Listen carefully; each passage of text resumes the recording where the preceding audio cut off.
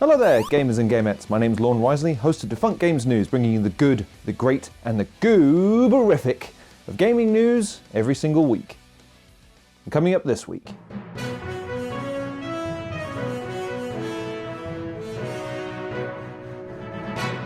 turns out Haven is a place on Earth as Jade Raymond makes a big announcement. We have Fortnite and Fall Guys updates because content and other highlights to come include an app that will haunt your dreams forever. Stay tuned, or flee. Flee while you can. So we begin this week with a story that maybe doesn't have a lot on the face of it and may turn into an editorial the further along we go, but I think helps to serve a wider point that needs to be made in this week of all weeks. Now I will warn you, this story is not a warm and fuzzy story. As a matter of fact, it's going to get darn depressing at times. But I promise you, if you stick with it with me throughout the whole story, there is a cherry on the cake at the end that we can both enjoy together and then move on to lighter topics. Deal? No? Well, too bad. It's my video. You clicked on my damn face. So let's get into this, shall we? Jade Raymond is a Canadian video game creator who is best known for helping create and produce some of gaming's biggest franchises in recent times, including the Assassin's Creed series and the Watch Dogs series. But not only that, she is credited for helping build the UbiSoft Toronto and EA Motive studios. Originally a programmer for Sony, getting her start in the gaming industry in the late 90s, Raymond's first producing role came in 2002 working on EA's The Sims Online. Thereafter she worked as a part-time correspondent for the Electronic Playground, and in 2004 began working for Ubisoft Montreal, where she would make her name working on the aforementioned Assassin's Creed series. In the interim, working on Metal Gear Solid 4 for Konami in a brief stint, but also the Splinter Cell and Far Cry series too. In 2015, after studio issues at Ubisoft, she moved back to EA and worked on, amongst other things, Star Wars Battlefront 2. Okay. We all make mistakes, alright? Just put down your pitchforks and let me finish the segment. I am going somewhere with this, I promise. But beyond games development, she's been known for the expansion of game studios and the creation of game studios such as Ubisoft Toronto and EA Motive Studios. Raymond has also cultivated a remarkable reputation within the industry for her roles in the advancement of women in gaming. In January of 2010, Raymond joined the board of directors of the WIFT-T, the Women in Film and Television International Organization, an organization dedicated to the advancement of women across film, television, and screen-based industries. In July of 2018, Raymond was recognized for her trailblazing endeavors across a 20-year career with the Develop Vanguard Award. Later that year, in October, Raymond received the Pioneer Award from the Fun and Serious Game Festival, recognizing her contributions to the industry as a producer of games that are considered a turning point in the industry. So after such a distinguished career, one might assume that she's due a multi-million-dollar payout, much in the same vein as the esteemed Bobby Kotick over at Activision. Here he is, the lovable scamp, pictured reacting to the news he needed to lay off 50 employees despite a year so profitable he made $30 million in wages, having done the same thing in 2019 when the company abruptly cut over 800 jobs, and in what I assume was a completely unrelated matter, followed those cuts with a call for approximately 2,000 new employees. Nope, nothing shady about that at all. Sadly for Raymond, no, not quite a multi-million-dollar payout. However, she does have some really good news to share this week. This week, Raymond announced that she's creating Haven Entertainment Studios, an independent company in Montreal that as its first project will be a brand new IP being developed for PlayStation. Announced on the PlayStation blog, Raymond states, she wants this studio to create worlds where players can escape, have fun, express themselves, and find community. In a moment of reflection on such a storied career spanning several decades, she stated that she knew she needed to get back to what she loved doing most, and to do so in a way that gives their team the freedom to explore, inspire, and create. And so today she states, I'm announcing Haven, an independent studio where many of the talented game developers I have worked with for years and love dearly are coming together to do what we are most passionate about. It's time for us to refocus on games in a place where we can practice our crafts without any barriers or impediments. We want to create worlds where players can escape, have fun, express themselves, and find community. We want to pour our passion into a project. We want to make something wondrous for people to experience, because we believe the power of games to bring joy to people's lives, and Sony does too. Their commitment to excellence is unmatched. It's why I couldn't be happier for their backing and support. PlayStation Studios head Herman Hulst said in a press release this week, we understand the challenges and rewards of building creative teams from the ground up, as does Jade with her wealth of experience helming many of gaming's biggest franchises.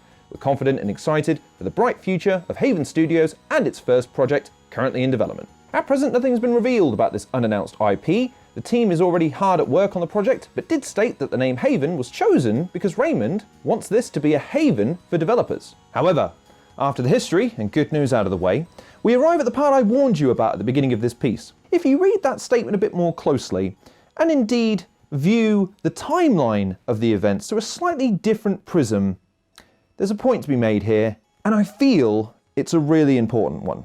Let's take Raymond's tenure at EA as our starting point, and it comes as no surprise that they have a history of dubious behaviour, not only in the contentious relationship they have with their customers, but staff too. Given in 2004, right around the time that Raymond left EA, they were criticised for making employees work extraordinarily long hours, up to 100 hours per week during crunch periods, which culminated in 2 class action lawsuits, which EA settled for a total of $30 million and reclassified several of the low-level developers into hourly rate schedules to qualify for overtime in the future.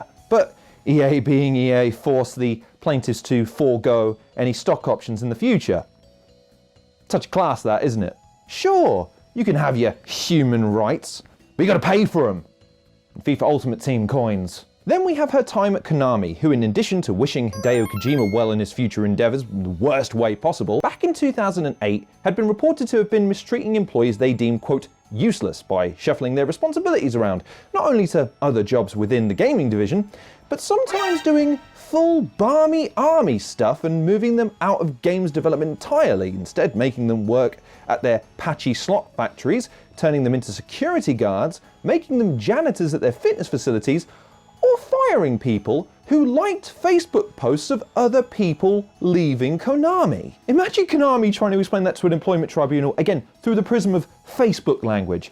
Your Honour, my client was merely throwing shade. The plaintiffs, as you can clearly see, were acting a goddamn fool, and my clients don't play that shit. But finally we arrive at her most prolific period at UbiSoft, and I'm not gonna lie, this is where it gets grim. In October 2020, Ubisoft CEO and part-time Bond villain Yves Guillemot published the results of an employee survey undertaken by the company over the summer, following allegations of endemic harassment and toxicity. In the anonymous survey of nearly 14,000 employees, 1 in 4 respondents said that they had either witnessed or experienced workplace misconduct themselves in the past 2 years, and 1 in 5 said that they didn't feel fully respected or safe in the work environment. 25% of people who work at Ubisoft. 25%! And bear in mind, a number of the individuals named in these scandals have been there for decades. I mean, for God's sake, if I told you 25% of ice cream truck drivers were sexual deviants, you'd never send your children out to those eerily creepy chimes again. Although, who am I kidding? 25% of ice cream drivers being sexual deviants. I mean, that number's got to be way higher. However, all of that is on top of the accusations that hit the company, which resulted in the resignation or firing of several executives and creative leaders, and went on to spur many of the other developers and publishers into action and internal investigations, including Riot Games, who recently found no evidence whatsoever of any misconduct. None whatsoever. I refer to my notes on this one because this is important.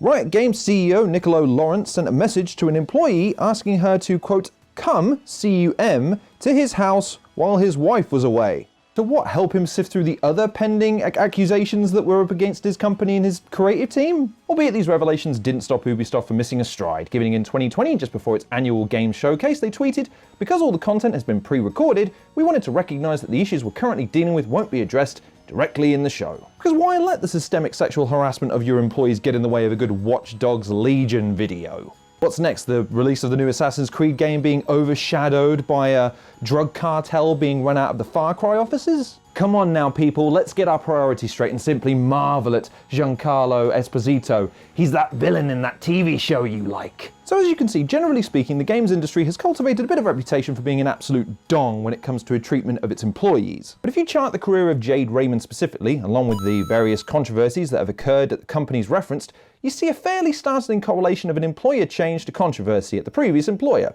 which I doubt very much, given the track record and experience of Raymond in the games industry, is a coincidence.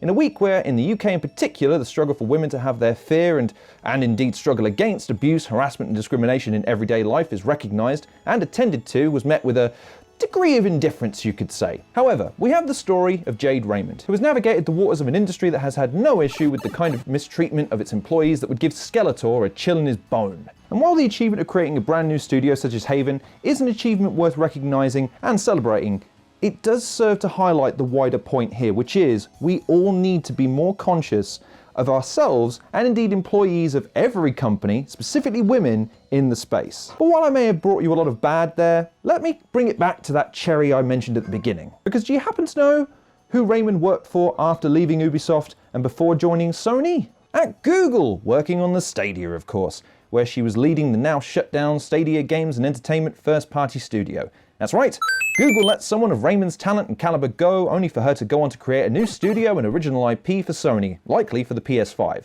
when Stadia is more desperate than ever for original titles by developers with proven track records, like, say, I don't know, Jade Raymond. And speaking of Sony, this week it was announced that they would be buying EVO, or Evolution Championship Series, the hugely popular fighting game tournament that has been going on in one form or another since the mid-1990s. This too has been embroiled in controversy as one of the co-founders, Joey Queller, has been accused of sexual misconduct, which ultimately led to EVO Online shutting down in 2020. Thankfully, Joey won't be part of the Sony plans going forward, but his fellow co-founders, Tom and Tony Cannon, plan on staying on as key advisors.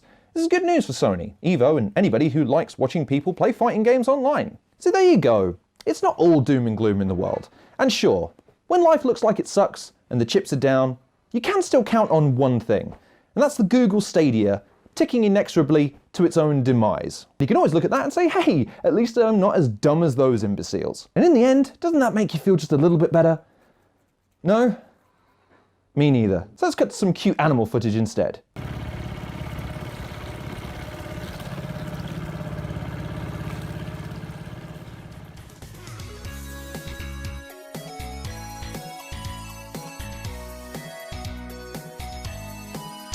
Coming up next this week, we take a look back at the week that was Defunct Games, in a channel that played host to a number of delectable defunct delights of digital dopeness. Nailed it, finally, quintuple D's, bitches. Anyway, moving on. First up, we had a review of Wind Peaks. Cyril states, although it's a bit on the simple side, Wind Peaks is a charming and often relaxing trek through the wilderness that will remind any gamer of how much fun it was to look for treasure in the woods. The levels are filled with pleasant, hand-drawn graphics and a lot of funny details that you will probably miss the first time through. Unfortunately, the levels start to get a bit samey towards the end, and there's not enough depth to keep you coming back after completing the 10 stages. But anybody who grew up loving Where's Waldo will get a kick out of scouring the forest for everyday items. Wind Peaks is a delight. And then coming up next, we had another review. This one was on Mail Mole. Cyril states, if you're looking for a game that demonstrates the importance of a post office, then look no further than Mail Mole. This is a charming platformer filled with likeable animal characters, great level designs, and a nice variety of obstacles to overcome. While it may be a bit on the easy side for seasoned veterans of the genre, the colourful stages and goofy story should be enough to win over fans of all ages. We also had a review in Rays of the Light, a game I plan to rock in the near future, as well as a brand new online quiz game, which I actually won! Okay, maybe I didn't, but it's nice to hope. In the same vein of my great hero Dick Dastardly, I shall endure. I'll get you next time, Cyril. I'll get you next time.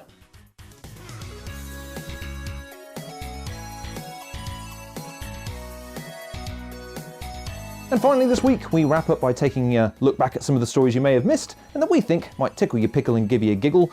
No rhymes this week. I've been told they're not necessary. Bars. And since you were good gamers and gamettes by listening to my story earlier, I've got some stories that are going to warm the cockles of your heart. Even if they break mine. Just so long as it's not Fortnite news. Please God, Tommy, it's not f***ing Fortnite news. Oh, of course it's Fortnite news. Yeah, Fortnite news, alright. Oh, and Fall Guys too. Oh, brilliant. Let's have the whole potpourri of useless. Alright, let's get into it then. Fall Guys has announced an Among Us crossover, and developer and newly minted Mediatonic teased that some new Among Us costumes will have something unique about them, adding that the mention of an imposter in a new trailer could be considered a warning to players. I don't suppose that something unique is something fun to do in their game by chance. Included at the end of the new trailer was the reveal of a red Among Us themed spacesuit costume, complete with fried egg hat, and the warning that one imposter remained, text that will be very familiar to Among Us players. Developer Mediatonic tells that the red costume will be available on day 1 of Season 4 and will be part of the season's fame path rather than bought with clowns, the bottom half at rank 21 and the top half at rank 26. However, the developer also teased that this wasn't the only Among Us costume and that they'll come with secrets and quirks for players to discover when they arrive. Coupled with the tease that the imposter warning could be more than just a trailer joke, it raises the idea that the costumes will add Among Us themed features. Set in 4041, which totally explains the absence of humans, the new season will introduce 7 new rounds to the platformer Royale. One of them, Skyline Stumble, will have anti-gravity elements. The season is appropriately fluorescent, adding a wardrobe of neon-soaked costumes on top of an already overwhelming pastel paniche of Fall Guys. Fascinating stuff, but let me hold my excitement for a second. As we move on to Fortnite news, as we rattle through the bullet points. For the first time this week, players were able to play through a single-player mission, a brief action-filled sequence in which they were guided by a glowing butterfly to help restore reality following the new reveal trailer. Variety also reported this week that the trailer for Fortnite Chapter 2 Season 6 Primal was directed in part by Anthony and Joe Russo of Avengers fame, who happen to be huge fans of the game. In the trailer, Agent Jones rushes through a battlefield that's full of famous characters Fortnite recently added to the game, including Sarah Connor, Ripley, Kratos, and more. Also, Fortnite's map has been updated with a number of new locations and changes with the arrival of Season 6 and new Season 6 Battle Pass skins. The map reflects the theme of the season, Primal, which sees the 0 point and desert location in the center be replaced with a more prehistoric feel, including several new locations, such as bony burbs and colossal crops. Not to mention, Lara Croft is available as a brand new skin in the game. Perhaps the most significant addition, however, is that animals now roam the island, including everything from wolves and wild boar to seemingly more harmless creatures like chicken and frogs, although there is a new crafting mechanic that lets players build makeshift weapons like bows from hunted wildlife and discarded technology, which is probably one of the biggest additions to the game in ever. Wonderful! I can't wait to play it. I will, right after I finish my 100-hour compilation of Robert Pattinson videos, and of course, get round to it at 1:15. Never. Moving on now, classic Doom players are refusing to acknowledge the existence of the theory of impossibility, it seems, as they continue to chip away at some of the remaining community challenges that were deemed impossible for humans, such as by beating missions without attacking a single enemy, which isn't very Doom, frankly, in some of the hardest retail Doom levels ever released. A little background first, though. In the early 1990s, shortly after the release of Doom 2, some of the best Doom players in the world joined a website called Competin', which housed speedruns, demos, and various community challenges for hundreds of levels spread across various Doom games and official retail add-ons. These challenges involved, trivial things such as finding all the secrets, killing all the enemies, beating levels without attacking enemies, and more along the lines of gaming masochism. Over time and sheer determination, players completed most of these challenges, but like my Tekken 3 record, some remained unbeaten and were deemed impossible by many who were mere mortals, but not by the noble few, including Doom expert and YouTuber Decino, who in 2019 uploaded a video showcasing the remaining impossible challenges. Now, yes, some can be completed via tool-assisted runs, but others seemed impossible even with extra help. Trust gamers to be told something's impossible only for them to roll their eyes and say, "Step aside, noob." Although you can't trust some gamers, considering some will cheat at a game on a Twitch stream hosted by someone that was in the game itself and expect them not to notice. The Doom players have managed to make some good progress since. 3 challenges that were deemed impossible by humans have been completed by Doom experts. One of these is completing the Plutonia Experiment's final map on the second hardest difficulty without attacking any enemies. This is tricky for a whole bunch of reasons, including that this is a big boss level that tasks you with attacking and killing the boss, the Icon of Sin. But a player was able to beat this level using skill and luck. It took over 800 attempts, but Doom expert Playmo pulled it off. Good lord, it's hard not to be impressed by that. Although saying that, I was impressed by this drawing I did today, so maybe I'm not the person to ask. A few other challenges can be completed using tools or through save and loading exploits, but because demos can't be recorded when saving and loading a game, these are still considered unbeaten as demos are required as proof. Bit dubious when I hear someone say I did something impossible but I have no proof to show you. However, they are technically possible to pull off, and if the community of players still play id Software's classic shooter find a new glitch or exploit, these final impossible challenges could one day be finished. Godspeed, you FPS fanatics. May your hands be fleet of finger and your crosshairs true. You can do it! But finally this week, do you know what? I can't, I'm sorry. I can't do this. I can't do this. Cyril, I can't do this story. It's too much. It just scares, I can't, I can't be, I can't. You can't. I know, Okay, I'll do my best. I love you too. Okay, just not gonna look at it. So there's a new AI-powered lip sync app called Wombo. And it basically lets you take a picture of anybody and makes them sing along to popular pop songs.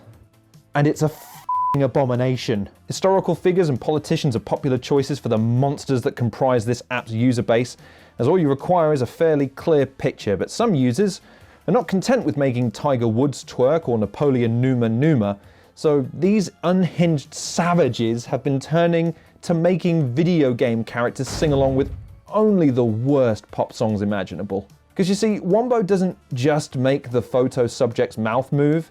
Instead, the person has every ounce of dignity wrung from their souls and is rendered in such a way that it appears to be actually moving around in their environment, with their heads bobbing, shoulders grooving from side to side, and eyes twitching from left to right. Badly, I might add. As you can see from this example from Destiny, in which Zavala sings Rick Astley's classic Never Gonna Give You Up, the results are a sign that there is no hope for humanity and a zombie apocalypse cannot occur fast enough.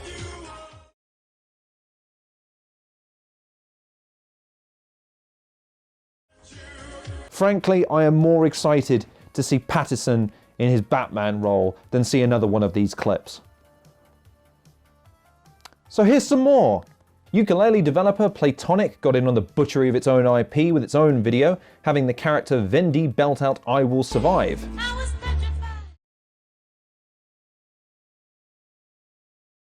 What the hell is this? Twitter user Valde took Max Payne and made him sing Michael Jackson's Thriller. This one's weird for a number of reasons, including that Max Payne's character model was based on a real person, Sam Lake, a writer and director at Remedy Entertainment, but mostly for the fact that I'm sure after his family was murdered, catchy 70s tunes wouldn't have been the top of mind while gunning in bullet time. Stop! He's already dead! This next one uses Eurodance song Every Time We Touch with a shocked Pikachu meme. It shows Pikachu with human teeth, and here was me thinking the internet would lose its shit over a rodent with human teeth. Especially after last time. And finally, thank God, we have this. A Funky Kong fan used a viral Fortnite song called Chug Jug With You in a combination of three things that terrify and enrage me: Fortnite, internet memes, and this app. Of course, if you lack a soul or just simply want to make me cry, good lord, someone's going to use that song now. Sorry, Boy George, I know you're a big fan of the show. Then you can feel free to sign up for the app right now and go ahead in making your own crimes against nature. Okay, we did the story, now make them go away. Okay, great. Okay, well that'll bring us to a close on this edition of Defunct Games News. My name's been Lorne Riseley, host of the show. I appreciate you taking a watch and hope you're inclined to like, share and subscribe as a result. Taking a break next week, so you're going to have to make do without me for a couple of weeks, but I sure hope that you'll check out some of the other content on the channel that I've referenced today, or indeed that's coming up. Be also sure to check out Cyril over on Switch Planet. Check out the Defunct Games website, and again, help us with those links, as well as joining us over on the Defunct Games Discord. I'm there most days now, so come and say hello. But before you do any of that, I hope you're taking care of yourself, and we'll see you soon. God.